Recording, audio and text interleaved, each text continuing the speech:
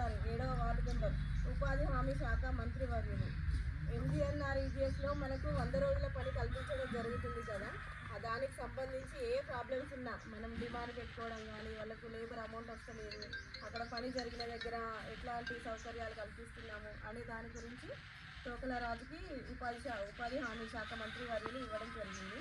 శ్రీమతి బుర్ర విజయలక్ష్మి 8వ ward member, విద్యాశాఖ, స్కూళ్ళల్లో ప్రైమరీ స్కూల్ ఉంది, హై స్కూల్ ఉంది, ఏ స్కూల్లో ఉన్నా కూడా ఏ ప్రాబ్లమ్స్ ఉన్నా కూడా తన ద్వారా తెలుసుకోవడం జరుగుతుంది.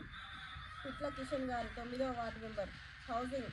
ఇప్పుడు ఇందిరమ్మ ఇళ్ళు వస్తాయి, ఇంతకుముందు హౌసింగ్ ఉండే ఇందిరమ్మ ఇళ్ళకి సంబంధించి మన గ్రామంలో ఎవరు ఎలిజిబుల్ ఉన్నారు వాళ్ళకి సంబంధించి తెలుసుకోవడం జరుగుతుంది. అట్లే ఇందిరమ్మ కమిటీ సభ్యులు కూడా ఉన్నారు, వాళ్ళ ద్వారా కూడా ఇట్లాంటివి ఏ ప్రాబ్లమ్స్ ఉన్నా కూడా ఎవరికి అర్హులు అవుతారు, ఎవరికి అనర్హులు, ఎవరికి ఏ ప్రాబ్లం ఉంది అనేది వాళ్ళ ద్వారా తెలుసుకోవడం జరుగుతుంది.